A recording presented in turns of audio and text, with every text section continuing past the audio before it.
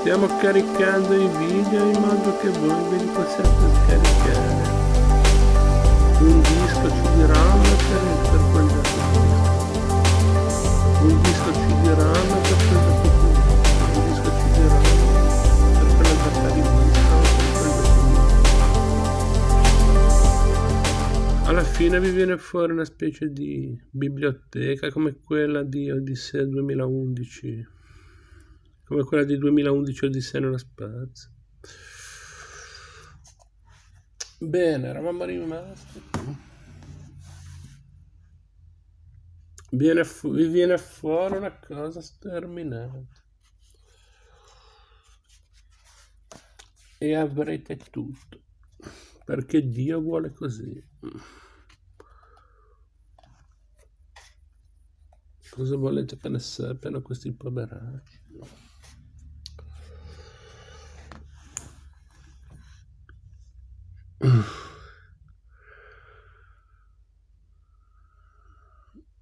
Con la sua figura trasandata e i capelli rossi e il suo francese dall'accento così diverso da quello locale, non sarà certo passato inosservato in un posto così piccolo e così provinciale e deve anche essersi sentito molto solo. Si attaccò alla famiglia del postino Roulin, che abitava vicino a lui. E li dipinse tutti più volte, catalogo 43. Ma anelava alla compagnia di altri artisti. Dopo lunghe trattative, la campagna per persuadere Paul Gauguin a raggiungerlo ad Arles ebbe finalmente successo. L'arrivo di Gauguin il 23 ottobre segnò l'inizio del breve periodo, poche settimane, della vita di Van Gogh che lo ha reso più famoso, sia per la produzione di quadri come i girasoli, concepito come decorazione per la casa gialla di Place Lamartine, sia per il tristemente celebre incidente del taglio del lobo sinistro dell'orecchio. Del momento peggiore del rapido processo di deterioramento del suo rapporto con Gauguin.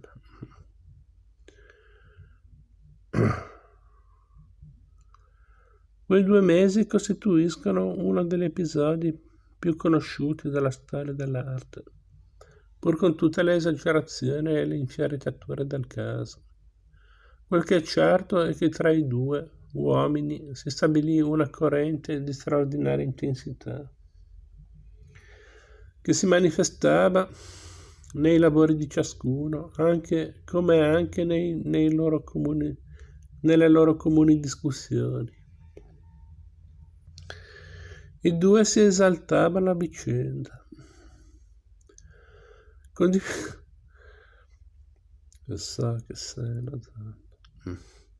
Condividere gli spazi sommamente angusti della casa gialla era inevitabilmente problematico e la tensione tra i due cresceva ogni giorno di più. Gauguin aveva già scritto a Theo a metà dicembre: sono costretto a fare ritorno a Parigi. Vincent e io non possiamo assolutamente vivere fianco a fianco senza che si scatenino conflitti dovuti alla nostra incompatibilità di carattere. Ed entrambi abbiamo bisogno di tranquillità per lavorare. M. 1984, lettera 191. Dopo che Van Gogh fu ricoverato in ospedale ad Arles, Gauguin ritornò a Parigi senza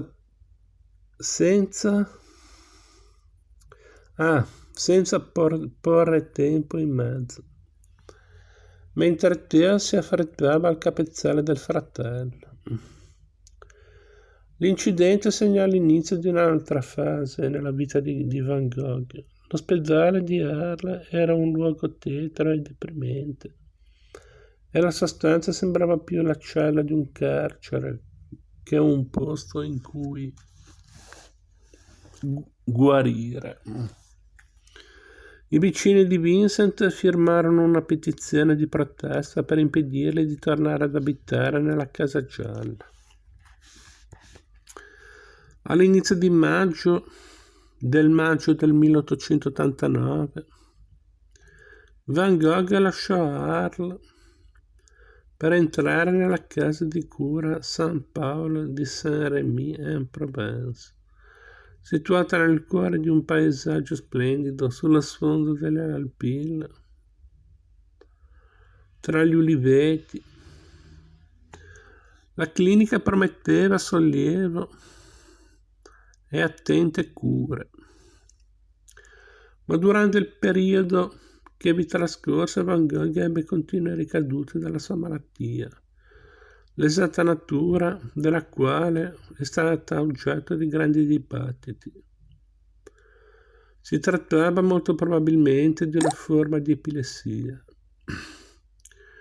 Quel che è certo è che quando era nella fase acuta della malattia non poteva dipingere, anche se a volte riusciva a lavorare con una certa sicurezza, ritraendo quello che vedeva dalla finestra della sua camera o avventurandosi fuori dai giardini della clinica in compagnia del guardiano Trublock.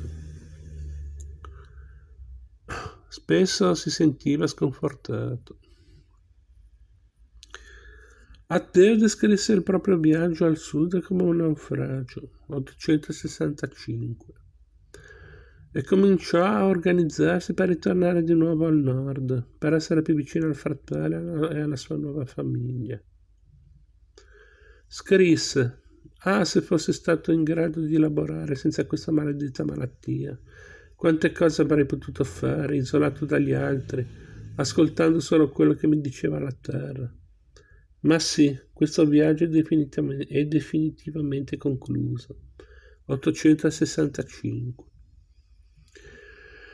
A quell'epoca Van Gogh stava cominciando a ottenere un minimo di attenzione dai critici. Nel gennaio 1890 Albert Aurier aveva parlato nel Mercure de France dell'eccesso della sua opera e aveva descritto ampiamente la sua ossessione per la figura del seminatore in un articolo intitolato Les Isoles.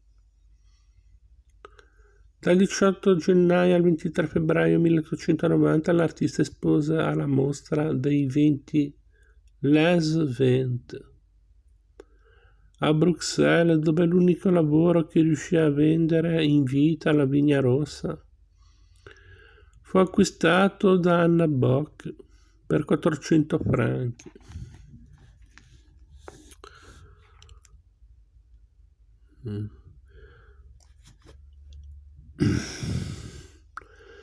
Un'ampia selezione di sue opere fu esposta al parigino Salon des Indépendants, che aprì i battenti sugli Champs-Élysées nel marzo 1890, e qui Van Gogh fu ritenuto la vedette della mostra, ottenendo persino le lodi di Claude Monet.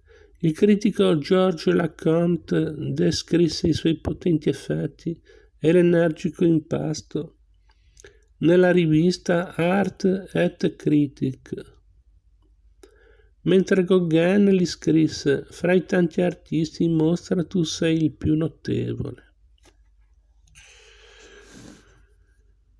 Van Gogh non lesse la lettera di Gauguin prima di partire per Auvers-sur-Oise nel maggio 1890.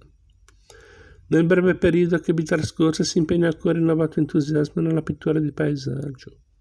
Il paese di Auvers, simile alla Zundert romanticizzata della sua infanzia, si estendeva per una distanza notevole senza avere un effettivo centro, benché sorgesse lungo il fiume Oise e non lungo una strada. Ovunque si vedevano casette di campagna, mentre proprio al di là del fiume si scorgeva la pianura dell'Île-de-France con i suoi fertili campi e le testimonianze del lavoro agricolo. Van Gogh si rese conto di vedere questo paesaggio con gli occhi della sua giovinezza. Scrisse alla sorella Willa, e di nuovo quasi la stessa cosa degli studi della vecchia torre